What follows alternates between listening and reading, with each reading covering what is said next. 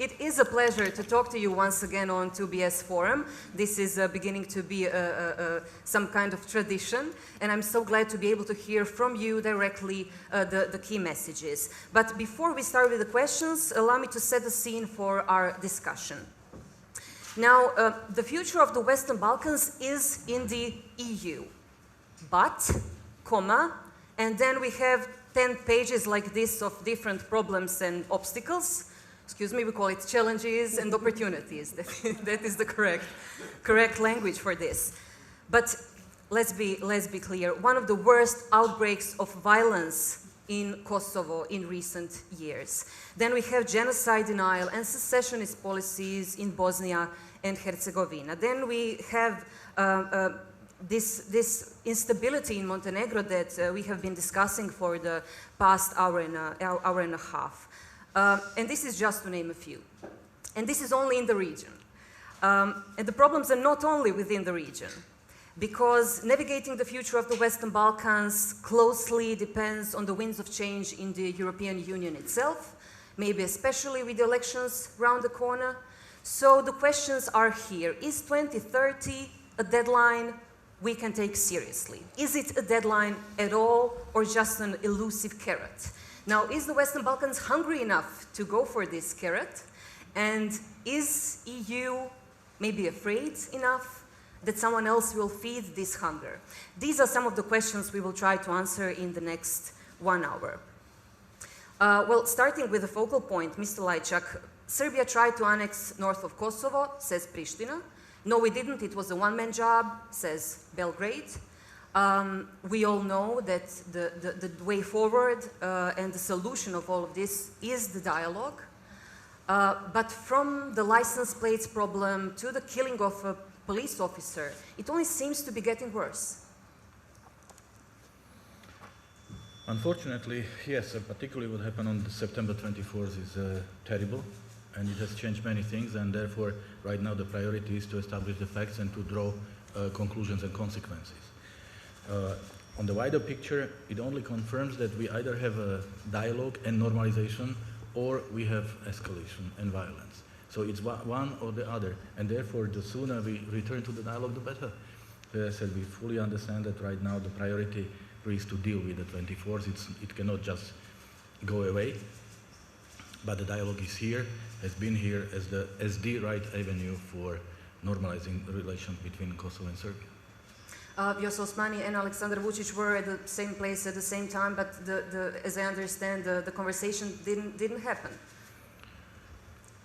Well, there is no drama for that. I mean, the partners for the dialogue are Prime Minister Kurti and President Vučić, so these are the people. Of course, it's always good when they meet, but given the circumstances, I would not overestimate the fact that there was no meeting this time. So probably, it's always good to have a good meeting than to have a meeting that goes sour. Prime Minister of Kosovo, Albin Kurti, said you are, and I quote, taking a position against Kosovo and siding with Serbia. How do you respond to an accusation like this? He was very direct. And is it a problem for the future of the dialogue? It's when you don't like the message, you try to attack the messenger. That's how it works. And again, there was a dialogue has been here since 2011. There were different governments in Serbia and Kosovo, different representatives of the European Union, but the dialogue is the only avenue because the fact is very simple. There is no European future without normalization of relations between Kosovo and Serbia, and there is no normalization without the dialogue. So this is the most important thing. And therefore, the more, or the better, sooner we focus on finding the agreement, on normalizing relations, the better for everyone, for Kosovo, for Serbia, but also for the region, because obviously this is an issue that I consider the most strategic challenge in the Western Balkans, because obviously it does not involve only Kosovo and Serbia. It really has an impact on the entire region. And I, during my stay in New York for the high-level week of the United Nations, I met with the 6 presidents from the Western Balkans separately, and they were all very worried about the state of play between Kosovo and Serbia and the situation in the north of Kosovo, because, as they said, that it does not really make the region look good at the times when European Union is serious about enlargement, and they are worried about this slowing down the entire region or bringing back the ghosts of the past and feeding into inter-ethnic issues, and the region really needs to move on and to look into the future rather than to keep itself busy with the past. So this is the most important thing. But looking in the near future, it doesn't really seem likely that the two sides will be able to. How long would that table need to be for the two sides at this moment to agree to sit behind? When do you see that the dialogue could start to pick up? You will see it. You will see it, don't worry. It will come as a surprise. Mr. Davidoiu, as a special representative for the Western Balkans, from a country that doesn't recognizes Kosovo's independence, where do you see at this moment, after what happened in Banjska, after what the investigation, local domestic investigation is showing, where do you see the responsibilities of Belgrade and of Pristina at this moment? No, I don't think that we started blame game name in this respect. So definitely there is responsibility, there is political responsibility, and there is the responsibility of those that have resorted to violence, and this is something completely unacceptable. We have said it from the very beginning. It's unacceptable and has to be dealt with expediently in a very strong legal manner. On the other hand, the political responsibility that Mr. LAJČÁK has said, it's extremely important because both parties have agreed after a rather complicated process that was facilitated by EU, also supported by our American friends, have agreed to start a new normalization process. And we are, all of us, in our way, supporting this process to political means and to other forms of assistance to the parties. So this is not about recognizing or recognizing Kosovo. This is the fact that we really need stability, security, and sustainable development in the Western Balkan.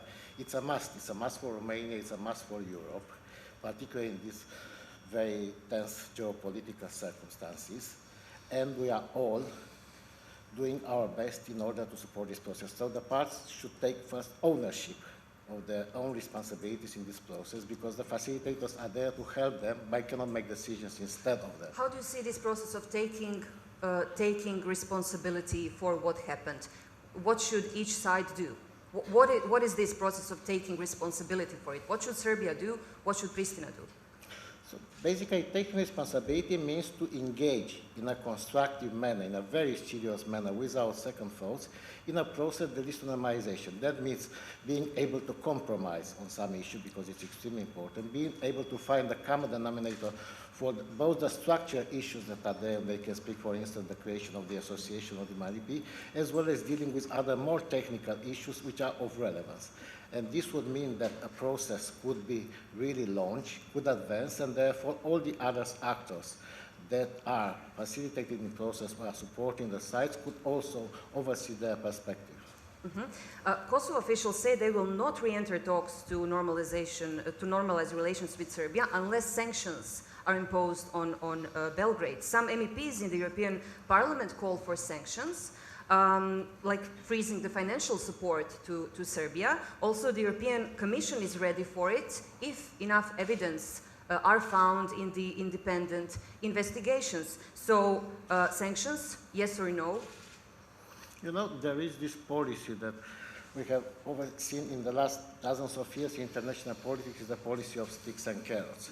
So definitely incentives, first of all, should be provided to the parties in order to behave and in order to be a responsible player. But if needed, there should be additional pressure, of course, of those that don't really understand that their commitment is essential.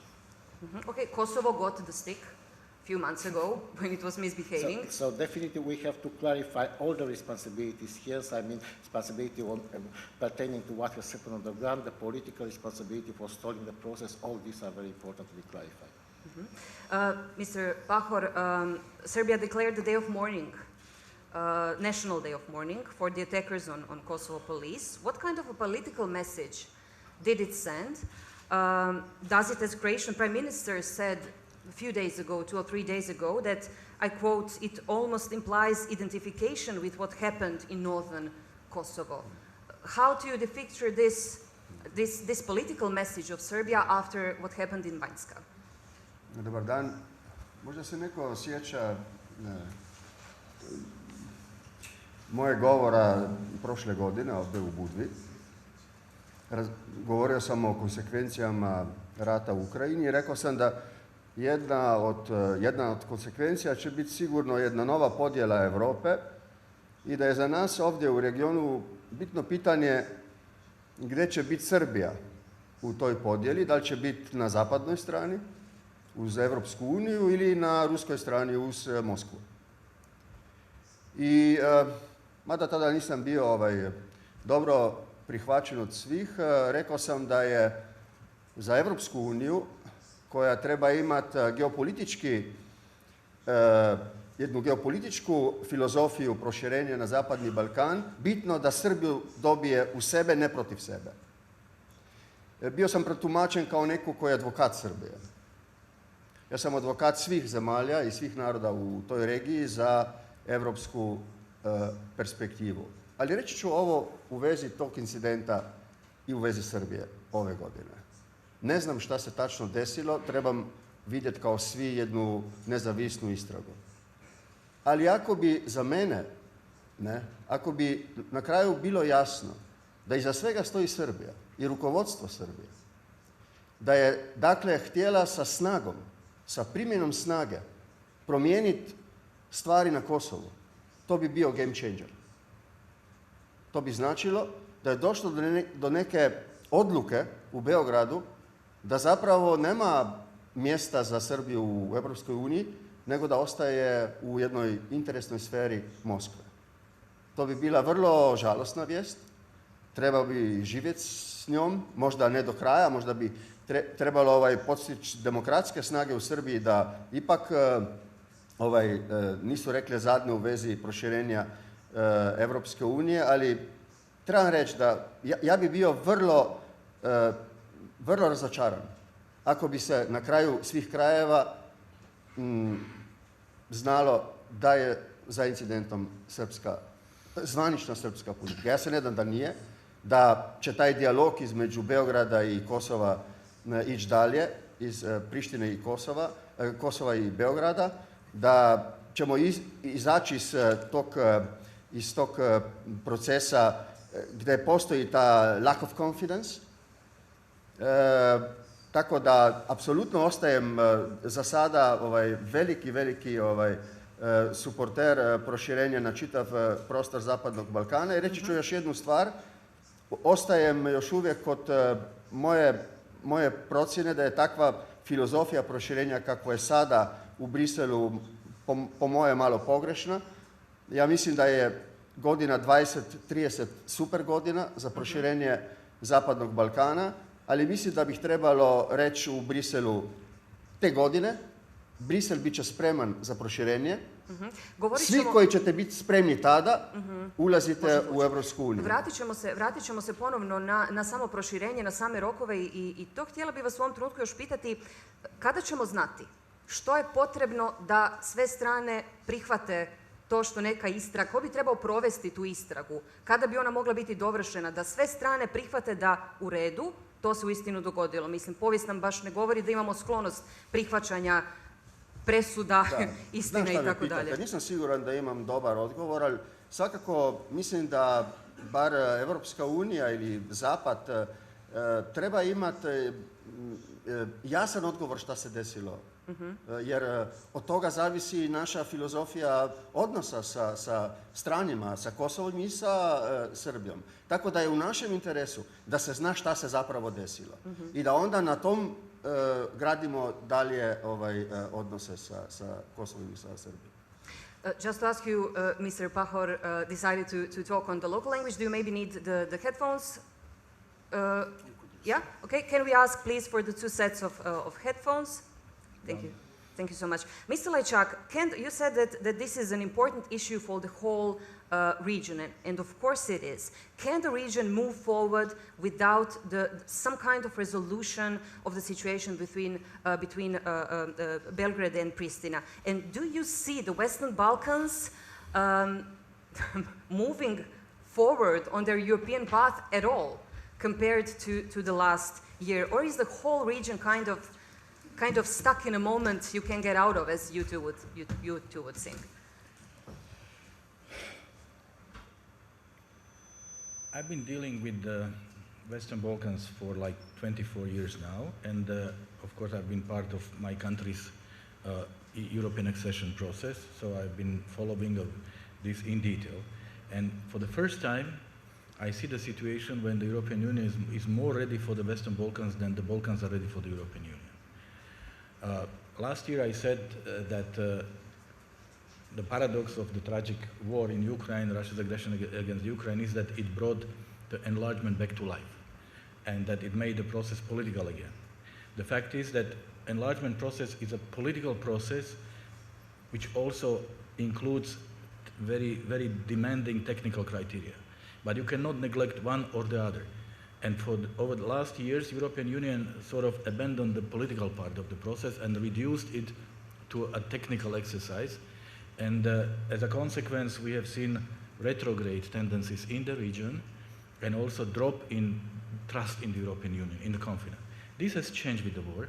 And European Union, you know, European Union is never the fastest, but it's always the most solid when it comes to taking action. But did this kind of absence of European Union in the region in the past year create a space for others to come and... Yeah, but what I want to say is where we are now.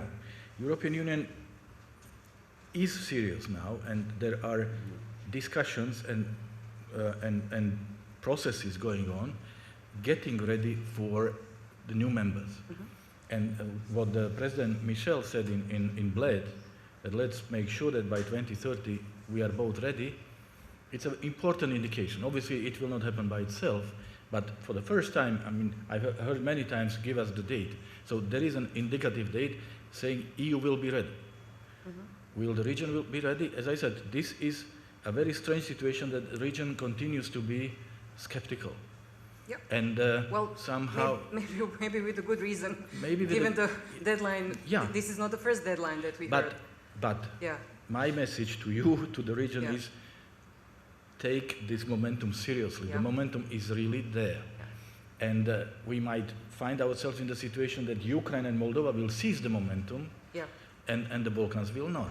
And European Union, and that's also very important thing, European Union wants to show that we have not turned ourselves towards the east and turned our back on the Balkans. Yeah. So we want to show that we are equally committed to the Balkans, but we need a good example, we need a positive success story from the Balkans to demonstrate, because the geopolitics has opened the window of opportunity, but geopolitics will not deliver the membership. It's hard work, it's the reforms, and also the regional atmosphere, regional cooperation. This will be the perfect excuse. They don't want us anymore, they want Ukraine. This will be but we do. The point is that we do. We do. Maybe 5 years ago this would have been a good excuse, but now you see that there are discussions. All this was like this gradual accession. Being invited, like the moment you have met the acquis in this or that area, you will be invited to be in the room, to be part of the discussion. Okay. This is a game changer. This is really a very different approach, but I really would wish to see better understanding of this unique momentum here in the region. Okay, there are some more open questions in the European Union itself that we will continue to discuss. But first, let's kind of wait a little bit more and stick to the region.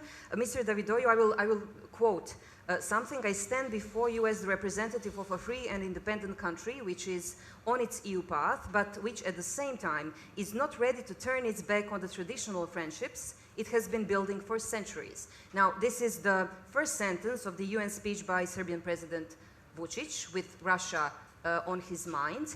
To what extent is this traditional friendship a problem for the European path of Serbia, and maybe broader in the region? The European Union is a union of free, independent and sovereign states that, when joined the Union, have joined the Union with their background of history, culture, identity, bilateral and regional relations, historical relations. So therefore, this is something that they brought to the Commonwealth of the Union, all this.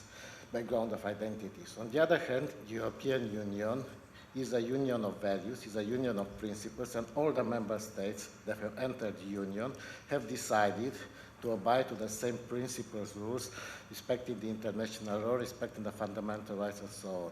As you know very well, that the common positions and actions that have developed, particularly in the last 1.5 years, in relation to the blatant violation by Russia of the international law and the illegal aggression in Ukraine, has created a framework of not only a moral and legal framework for the European Union, but also a framework of actions, a framework of decision in CFSP that all the member states have agreed and assumed upon. So therefore we expect that all candidate countries that really have the willingness to adhere to a moral and legal European Union to abide by these principles, because it is also important not only to abide by this principle and to fully acquire the CFSP acquis, but they should do it in an early stage in order to be ready when they join the Union to take full part in the decision-making processes pertaining to this. Okay, expectations are one thing, but how to talk to Serbia with regards to not accepting sanctions, with this being the first sentence in the UN speech? These talks are always done by diplomatic channels, and there are various channels that both the European Union and other partners are using in relation to Serbia in order to have Serbia realize what are the stakes here and what are the moral principles it should adhere to. So definitely it's an ongoing process. But once again, so definitely internalizing this acquis in the CFSP is extremely important for each country that really wants to join the European Union. Mr. Pahor, there was more on this topic in the previous panel, but I really like to hear your opinion. The election day in Montenegro was well, months, but it seems like years ago. Still no government. At this moment, Gabriel Escobar recently felt the need to remind very openly that now is not the time to be giving Russia a platform to interfere in the Western Balkans by inviting pro-Russian parties, political parties into the government. The EU report for 2022 mentioned it is concerning the state that is in, and it says another year of stagnation in integration process. We talked a lot about this in the previous panel, but talking about the crossroads of change, in the light of all of this, how do you see the near future for Montenegro? Pa ja se slažem sa time što je rekao gospodin Lajčák. Čini mi se da je da smo po prvi put u situaciji kada postoji neki konsenzus u Europskoj uniji da je proširenje na vrhu agende i zbog Ukrajine i tako dalje, a u regionu nema više te emocionalne priče u vezi ulaska u Europsku uniju. Ako postoji konsenzus u Crnoj Gori da ulazi u Europsku uniju, onda ne znam zašto ne bi došlo što prije do formiranja institucija, parlamenta i vlade da se taj rat nastavi. Jer pazite, čekanje tu može proizvesti vrlo negativne konsekvencije. Ja ću, ako ću imati šansu, reći ću kasnije, ja mislim da bih Evropska unija trebala reći 2030. mi se širimo na Zapadni Balkan. One države koje će biti spremne ulaze, one koje neće ili ne bih to željeli biti, one ostaje van. Tako da u svakom slučaju ja bih, ne da bih ušao u unutrašnju politiku Crne Gore koja je nezavisna, ali kao prijatelj Crne Gore, rekao bih, ako je to konsenzus, ako je to jedna od najbitnijih priča, političkih priča Crne Gore, ajte, prijatelji moji, ajte, nemojte gubiti vreme, idite sa parlamentom i vladom da se nastavi taj rat. There is still some time for that to happen, a few days still. We'll see how the process will go on. Maybe there are new parliamentary elections.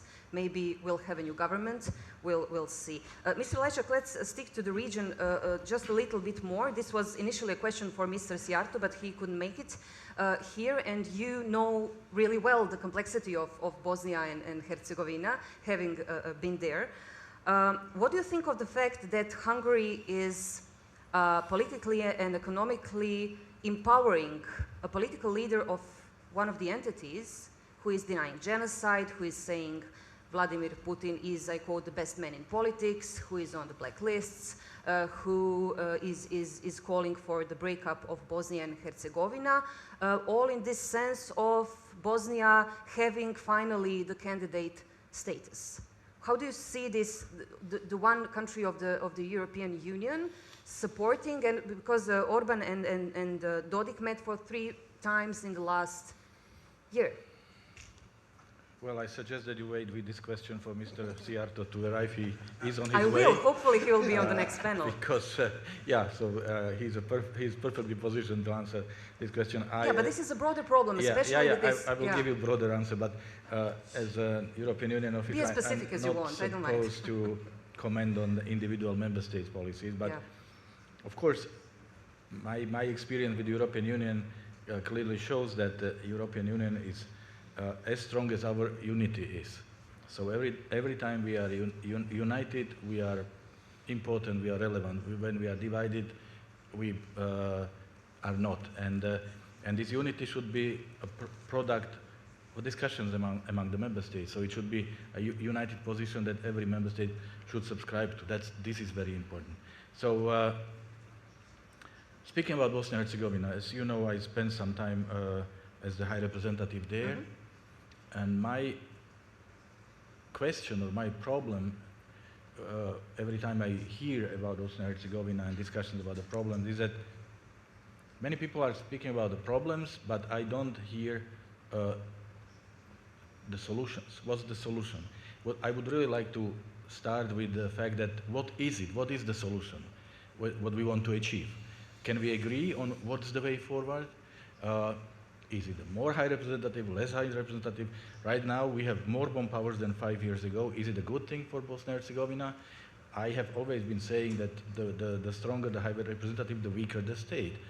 I'm not questioning the fact that he used the bomb powers. That was the only solution in a number of cases, but something must be wrong. Like genocide in Ireland, but we also had in the election night. But if we are in the situation that we need bomb powers to deal with political issues, that means we are doing something wrong. And again, we are focused on the problems, but I don't see discussions being focused on the solution. What is the solution? We need to define what's the goal, what's our international community, how can we help Bosnia and Herzegovina to get where, what's the name of the end station. If we don't know what's the goal, we will never get there. So therefore, we will continue having these discussions, different views, but we will never end up where we want to end up. One of the goals, one of the steps to this end goal was giving the candidate status to Bosnia. Mr. Pahor was really all for it and pushing for it. But what are the effects? Did you see the effects? I think there are some positive effects, because I really see that there are 2 contradicting tendencies in Bosnia and Herzegovina. We have a positive development in the federation. We have people who are future-oriented, who are oriented at reforms, who are really trying to move the country forward. While in the Republika Srpska, I deeply disagree what Milorad Dodik is doing, and I don't understand. I have disagreed with him in the past, but I still could see some logic which I disagreed with. But right now, I see no logic other than to damage the country and its European future. So European Union made a big gesture to grant, and Slovenia and Austria played an instrumental role in it last December, to grant candidate status to Bosnia and Herzegovina, to encourage the country and also to encourage the region, the Western Balkans, to show that it's not all about Ukraine, Moldova and Georgia. Now we have the same discussion ahead of the European Council in December. So I'm all in favor of supporting the positive tendencies that clearly are present in Bosnia and Herzegovina. Okay. But we still have some fundamental issues that need to be addressed, and for this I would like to see greater unity of the international community of how we see the way forward, so that we can help the country. When asked, is there an effect to this candidate status, you said yes, and Mr. Pahor said no. Could you elaborate a bit more? Pa da, vidite, zapravo je bila odluka prošle godine u Briselu jedan kredit Bosni i Hercegovini. I svi su se nadali da će biti ipak više napravljeno u vezi spremnosti Bosne i Hercegovine za pregovore i za članstvo u EU. Ne da nije ništa bilo napravljeno, ali ipak, po mom mišljenju, nije bilo toliko koliko smo se mi nadali da će biti. Ja sam došao do jednog utiska da postoji zapravo u mnogim zemljama Zapadnog Balkana sada neki narativ da u biti nikad neće biti te države članice Europske unije. I dakle, šta bih mi pravili te promjene koje su teške? Ajmo praviti posao kao uvijek, da bih Brisel je rekao 2030. Ko će biti spreman ulazi jer mi ćemo biti tada spremni. Onaj koji neće biti spreman ostaje vani. To bi, mislim, promijenilo temperament diskusija o proširenju koja sad postoji. Mr. Davidoiu, the EU must reform before it can accept new members. We heard this. Not only reform, but I quote, radically overhaul its decision-making and funding before it can accept more countries by 2030. End of quote from an expert paper commissioned and presented by the EU's two biggest countries, France and Germany. Seems like a lot of internal work before the focus can shift outwards. What is the standpoint of Romania? What is your view in this context? Is EU still much more preoccupied with itself than it wants to admit? You know, there are two structural processes. These are two structural processes in the European Union. One of them is the continuous need, I would say, of the unions to reform and to adapt its institution, is the decision-making process. This was a process that we have continued through the Union, particularly in the wakes of major enlargement, that the enlargement in 2004, 2007, and we even had constitutional revisions alongside the road of the European Union. On the other side, we have this other transformative process, which is the enlargement process, bringing new members. So I would say that if we speak this in antinomic terms, it would be a no-go. We should see as a dichotomy. So basically, a reformed union, a union that will be able to revise its internal mechanism and decision-making process, to create a financial framework that will be able to provide for the needs of the new member states. A new enlargement-ready union is definitely the one that would be relevant for bringing the new member states in and making this a success story. So this should be two parallel processes, I would say. This is my reading. So definitely there is no contradiction in terms between one and another. So the candidate also should realize that while we reform the union, we make this in order to make them feel better within the new union, and they can park, as Mr. LAJČák was saying, during the accession process, as they have already fulfilling some benchmarks, they will take part in some political process, some decision-making process, and be somehow even more involved also in the shaping, like we have been in our time, even as observers, in the shaping of the new union. Mr. Pahor, for the Western Balkan countries, the EU membership sometimes feels like Schrödinger's cat. You know, on the one hand, messages like your future is in the EU, but on the other hand, how about the EU in four concentric circles? You know, like first one being really closely connected and the outer one being, oh, let's meet twice a year and talk circle. So, as a founding father of the Brdo-Briuni process, amongst other things, in which circle do you see the Western Balkans now? And in which circle do you think the Western Balkans could be by 2030? Pa vidite, mislim da je bio sastanak summitu u Dubrovniku, gdje je bila i njemačka kancelarka Angela Merkel, koja je poslije tog summita Brdo-Briuni došla do odluke za berlinski proces. Berlinski proces je počeo, ali onda je zastao. Sada je u nekoj fazi renesanse. I moja je zamisao da bih išao i korak dalje, da bi on proizveo sa zemljama, sa vladama država Zapadnog Balkana, jednu stvar koju bi ja sada za potrebe ove konferencije zvao ekonomska zajednica država Zapadnog Balkana. Zašto? Da bih napravili neku saradnju koja je bila značilna i za Europsku uniju u početku, kad je sa Rimskim statutom bila započeta. Dakle, ekonomsku saradnju. To je bio i jedan message berlinskog procesa. Zašto tu ne bi napravili nešto više? Ekonomsku saradnju u tom dijelu Europe, koja bi zapravo bila kao neki producent zajedničkih politika koje bi bile onda sjajne za ulazak u Europsku uniju 2030. A u koji krug Europske unije?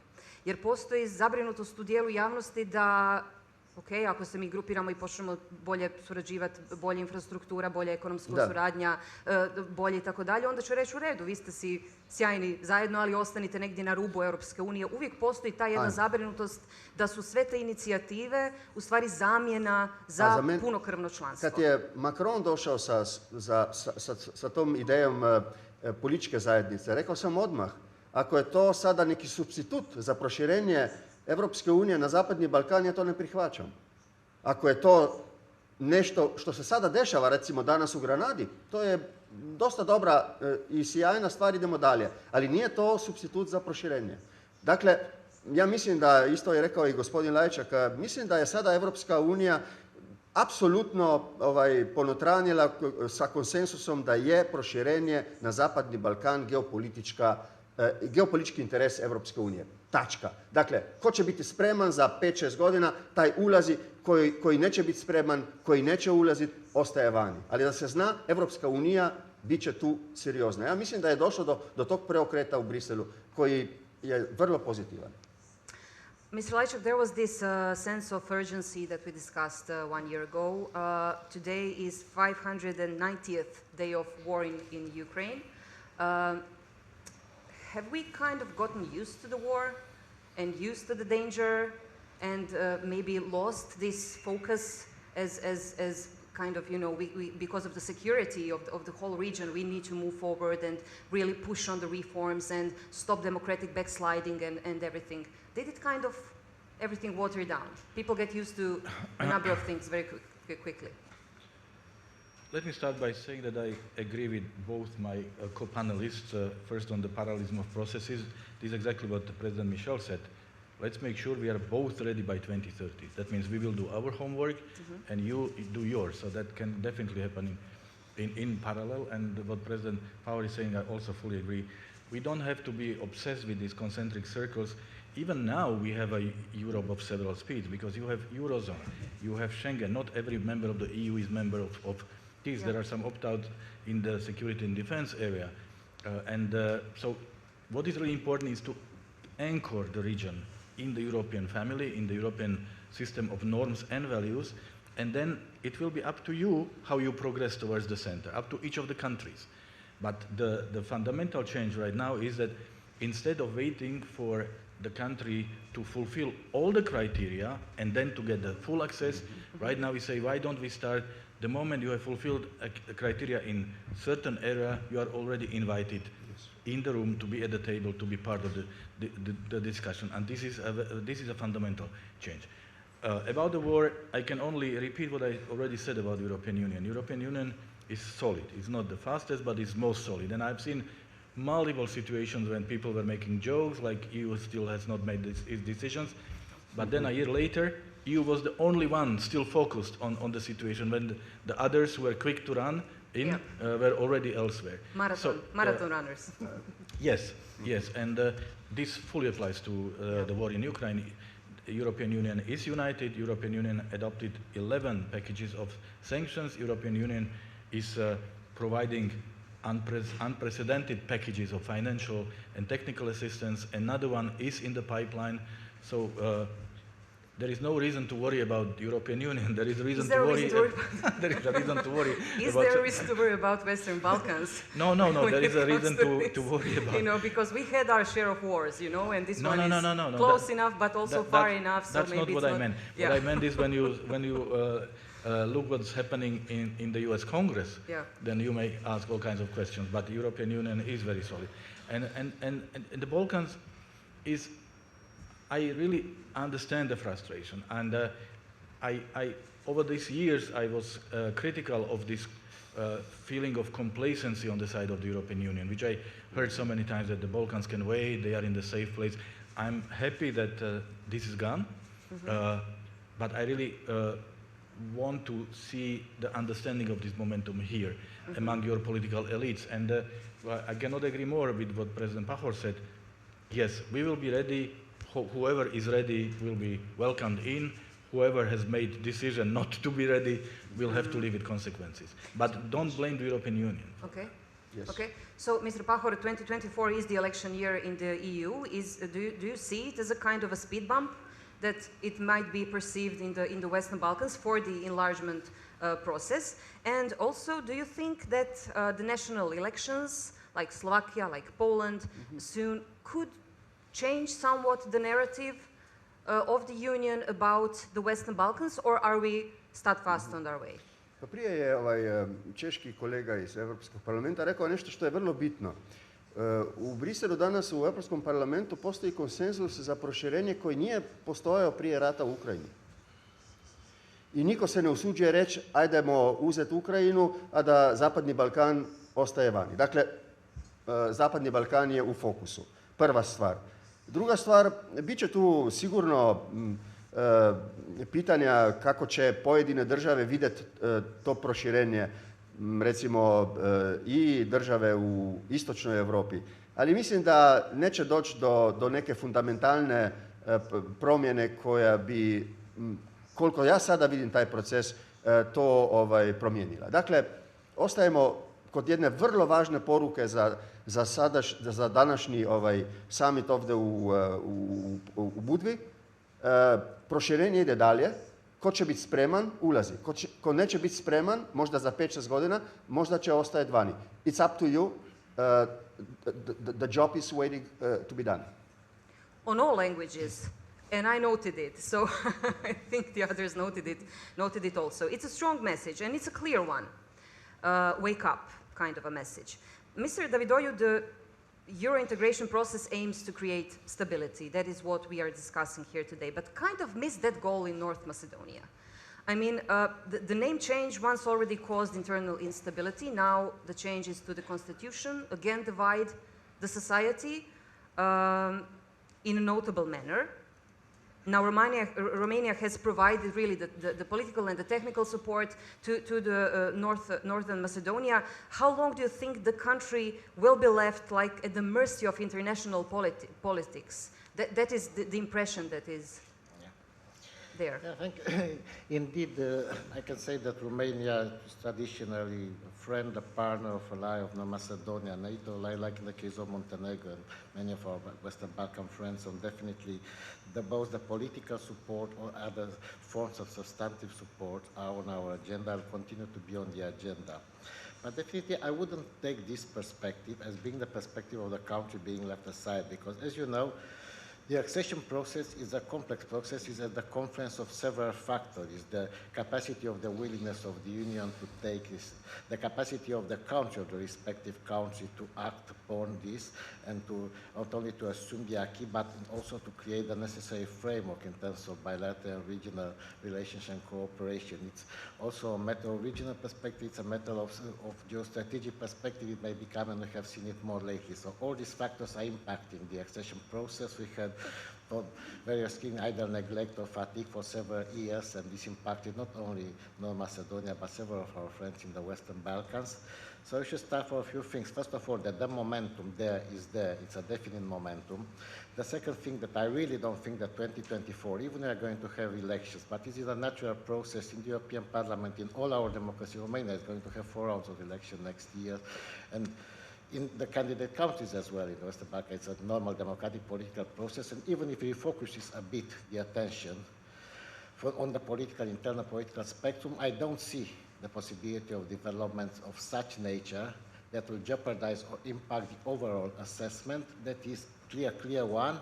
We need more than ever security, stability, and development in the region. That means that the Western Balkans should be encouraged even more than ever, to make their homework. And that means also for Macedonia. I would say that this should be seen as an encouragement. Definitely we need to encourage North Macedonia to commend everything it has done, because it has done great things in the past, and to encourage them to take the extra step in order to make both the internal political assessment and evaluation, and to be able to complete its commitments. The commitment has been taken.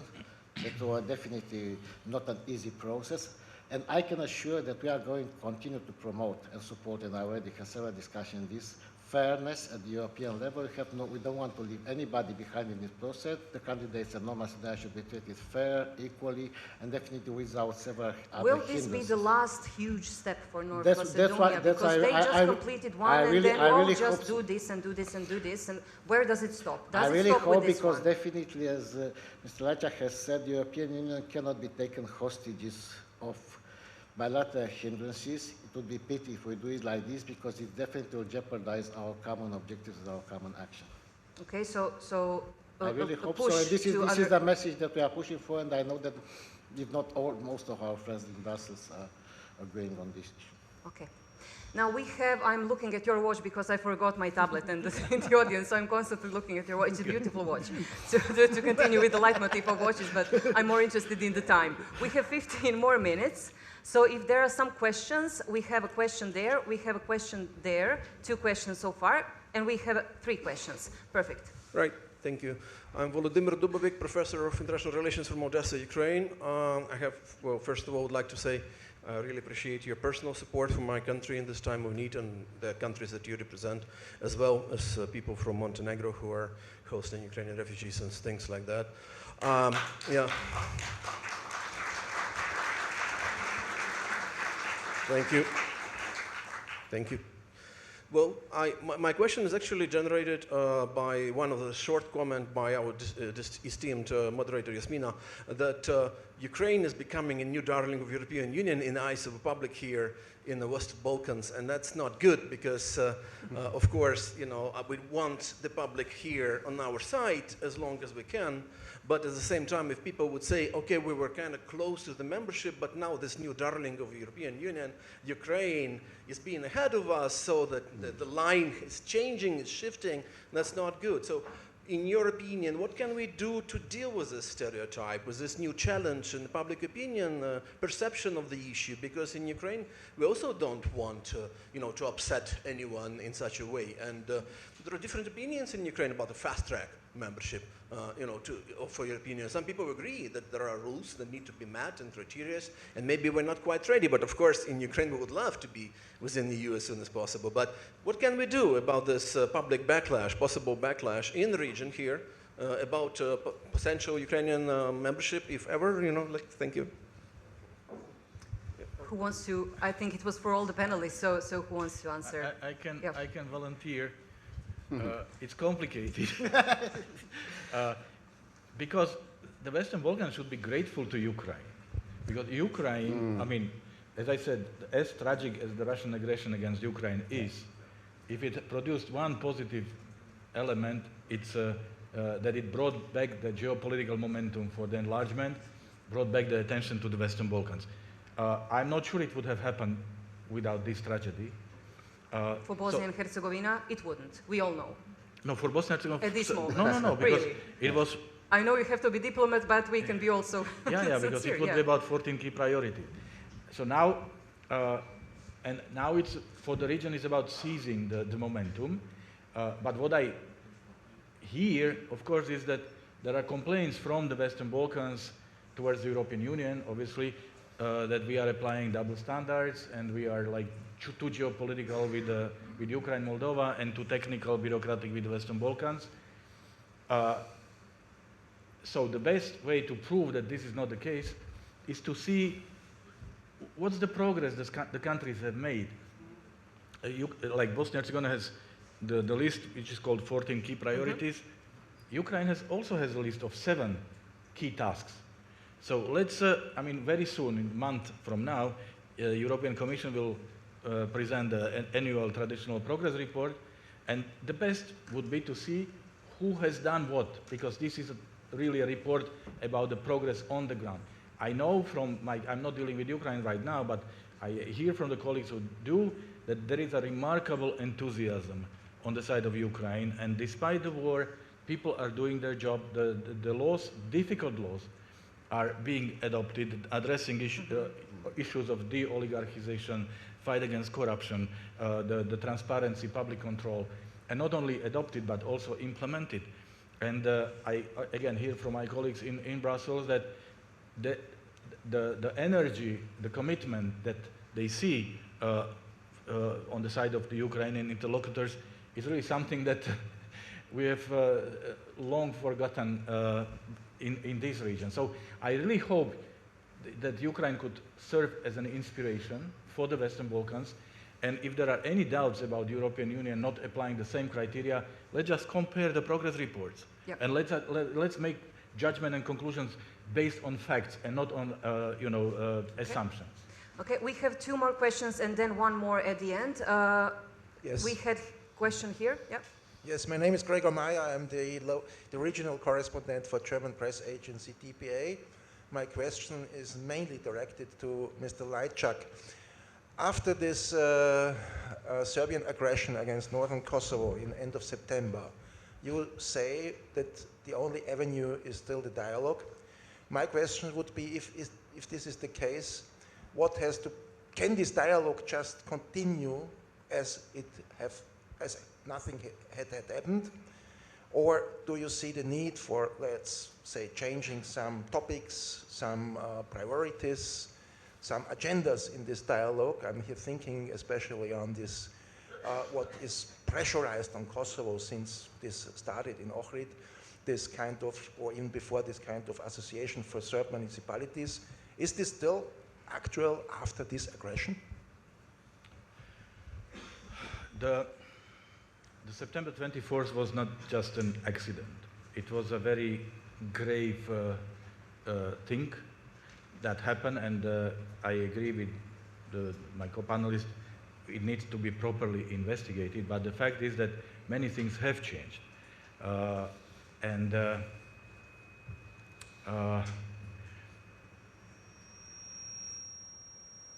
It will have an impact on the continuation of the dialogue in many aspects. But there is one thing that has not changed and will not change, namely that the normalization of relations between Kosovo and Serbia requires an agreement, which means a compromise, which we can only reach through the dialogue. This will not change.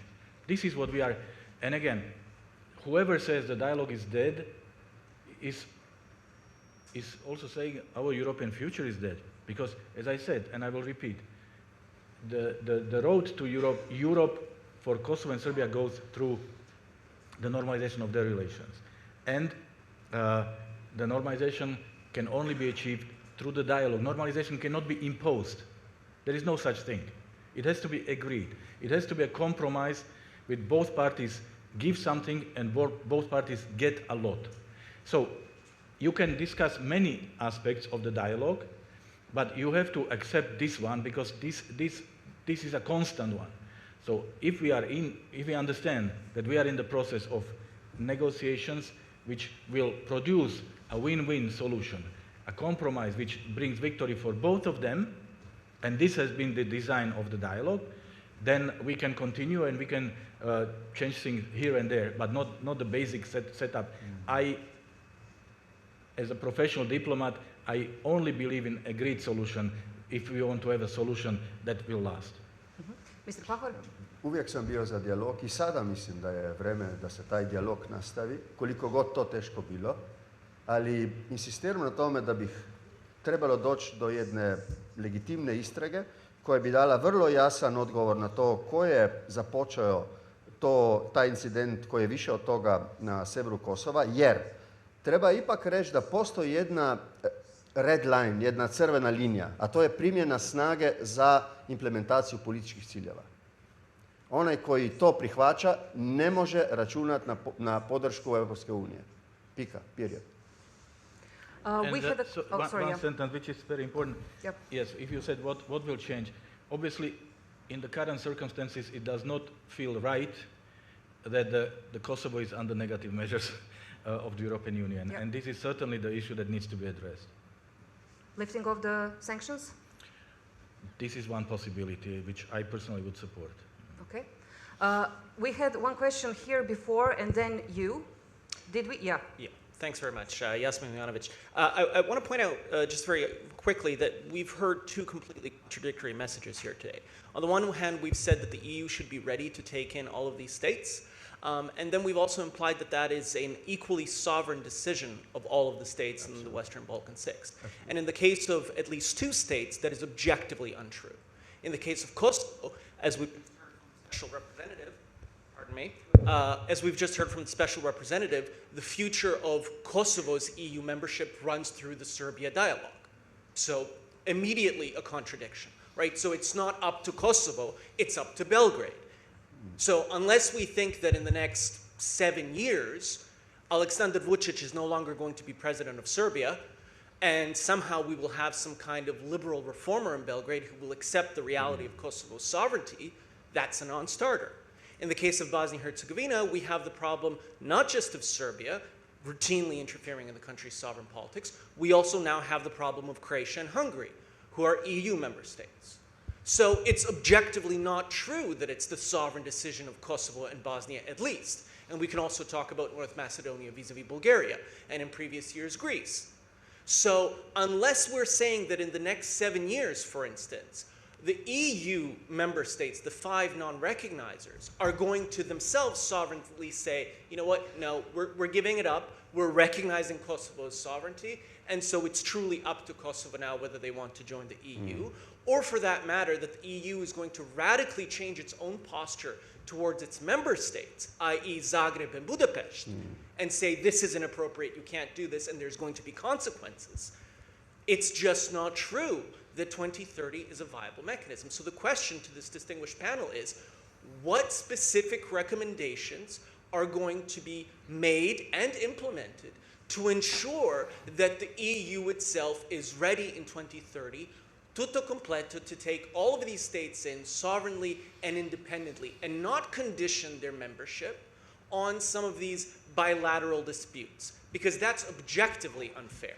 Yeah. Who do you want to answer first? Anyone who wants to? Okay. Look, this is not additional conditionality. This is a matter of common sense, because European Union needs to preserve its functionality. So you would agree with me that it's impossible to think about bringing in members with unresolved bilateral issues. That's because then their problems will become European problems. So this is simply a matter of necessity. And also to complement what you said, it's not only that Kosovo's progress depends on Serbia, but equally Serbia's progress depends on Kosovo, because without normalization, Serbia will not progress either. So therefore, the message from the European Union is sort out your problems before we can accept you as full members, but it's more than that. EU is helping, it's facilitating this process. The enlargement process is not linear. I mean, there are issues, we just spoke about North Macedonia. It's not written in the acquis, but the fact is, whatever we think about it, that it requires a consensual decision of all member states, and if we have consensus -1, which unfortunately has been the case for North Macedonia for so many years, we need to address this. So, and there have been different things. My country had to shut down the nuclear power plant to join the European Union. Slovenia had to make very important constitutional decisions. So it's the real life. But what is the most important is that the willingness is here, the momentum is here. It was not here, it is here now, and the European Union is not using these issues as an excuse not to bring the new members in, but on the contrary, it's encouraging the future members to resolve these problems, and it's offering its good services. Let me just briefly add a couple of Pahor, things. yeah, Mr. Pahor Evo, just raised your hand first, u so, vezi but toga, Davidoiu, it will u be vezi toga another imam few. malo različito mišljenje od mog prijatelja, kolega Lajčaka. Ja se ne slažem sa time da dok god ostaje ti bilateralni sukobi između država kandidatka, one ne mogu ulaziti u Europsku uniju. Ja mislim da su po neka rješenja za te bilateralne probleme moguće samo u kontekstu proširenja i ulaska u Europsku uniju. Tijekom pregovora, tijekom procesa. I ako se ne može, ako nije potrebno da se sve riješi do ulaska, sa ulaskom nalazit će se rješenja za te probleme. Hrvatska i Slovenija su uspjele, znači Pa zajednički da, jezik. to je bila umjetnost mogućeg. Tako je. Mr. Davidoiu? Yes, thank you. So we should start from the premise that the accession process is a process amongst others, a process of securitization and stabilization of the region per se. So, and this is extremely relevant, and I can tell you it was the case of the enlargement that Romania and all the other countries, 10+2, experience in this respect. And I can also tell you, because we have to look at the precedents, because we have been through this process, and normalization of relations with the neighbors was key in addressing not only the NATO, but also the EU process. It was a tough process, it required compromise. Everybody has some historical issues that has to address.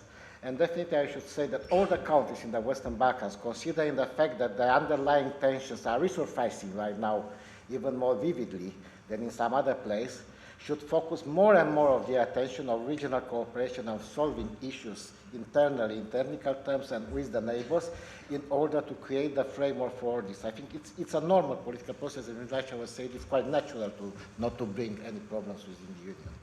And I agree with President Pahor that some problems would be better solvable inside of the European Union. But let's face it, as someone who knows intimately how the EU functions, we do not have 27 enthusiasts for enlargement. And therefore do not give arguments for those who may try to find excuses for why not to enlarge. So therefore it's in the interest of the process if we solve the problems between the countries before, so that we can really absorb them quickly and without any problem. Now we are entering our lunchtime, but we have one question, and I would just ask it to be a short question and then a short answer, because we have 45 minutes for lunch only. Yes. Thank you, Yasmin. Edward P. Joseph, Johns Hopkins SAIS. Question for Miroslav LAJČák. Miro, please. Now, President Pahor mentioned this, and you mentioned this, the need to establish the facts about Banska, September 24th. Aren't some of these facts known, in the sense that we see the Serbian reaction after these events? We see the days of mourning, we see the heroization and the escalation at the border. So aren't some of these facts already known? And I would point out here, this came at a time when President Vučić was not under domestic pressure about this. The Serbian Orthodox Church had actually distanced itself from this and had expressed condolences only to about the loss of the Albanians. So he was under no domestic pressure. So that's my first question. Don't we already know some of the facts? Second question, I take also from President Pahor. He said about the choice, the fundamental choice that Serbia has to make, and I believe President Pahor is exactly right. Miro, why not take this moment and present with the United States, present that choice to Belgrade and to Pristina, and put together, take it or leave it, with the United States, full backing, take it or leave it, and end this problem, which has been the root of the collapse of former Yugoslavia and the tragedy that followed. Thank you very much. This is the view from the outside. Now let's hear a view from the inside. On the first question, you know, this issue is very much in the center of attention of the European Union. Member states are discussing, and it's really for member states to decide whether they have enough or not, whether this is enough to draw conclusions or not yet. There are investigations going on along several lines, and we have KFOR and we have ULEX in Kosovo, and of course we have member states with their services. So all this is happening, and the member states made the position that once we have established the facts, we will draw our conclusions. So maybe this is enough. Well, we will see very soon. The work continues already next week. And for your second question, or second suggestion, thank you very much. We can talk about it separately during the lunch break. Mr. LAJČák, Mr. DAVIDOIU, Mr. Pahor, thank you so much for being a part of this panel and to be a part of 2BS conference. Thank you so much. Thank you.